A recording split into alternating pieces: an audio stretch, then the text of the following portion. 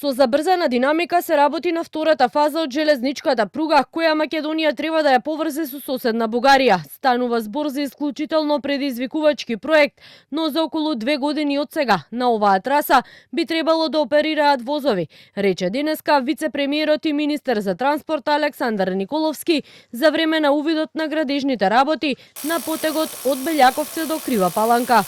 Според Николовски, проектот представува инженерско достигнување, а мостовите што се градат, вели се инженерско чудо, со столбови високи до 61 метар.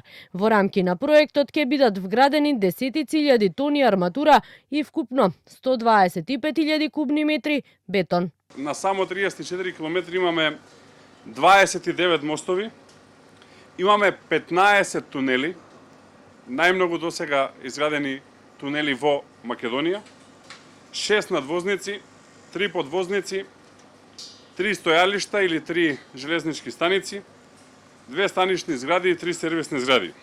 Овие мостови се инженерско чудо, затоа што мостот кој што е десно од нас, столбовите се во висина до 45 метри, а највисок столб кој што се гради на еден од овие 29 мостови е цели 61 метар.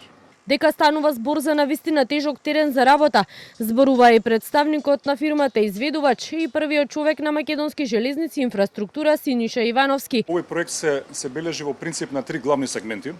Едниот е земени работи, градежни работи, вториот се оние 26 мостови изградени во 90-те години, кои што во моментов ги работиме и ги ставаме повторно да бидат функционални во наредни 100 години од денеска.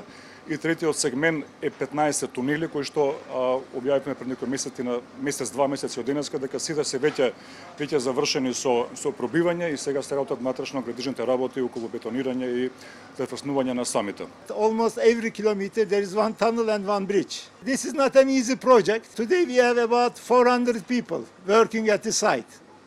The progress is about 37%. Првата фаза од Куманово до Белјаковце долга 30,8 километри беше пуштена во употреба во јануари 2025 година, додека за третата делница се чека распишување тендер за избор на изведувач, откако претходно беше објавен тендер за избор на надзор. На третата фаза долга 23,4 километри треба да има 22 тунели, меѓу кои и меѓуграничниот. Според изјавата на министерот Николовски, до 2031 година се очекува целата пруга од Македонија до Бугарија заедно со меѓуграничниот тунел да биде завршена и веќе железнички да се поврземе, а исто така министерот најави и наскоро дека очекува да има и средба со неговиот нов бугарски колега.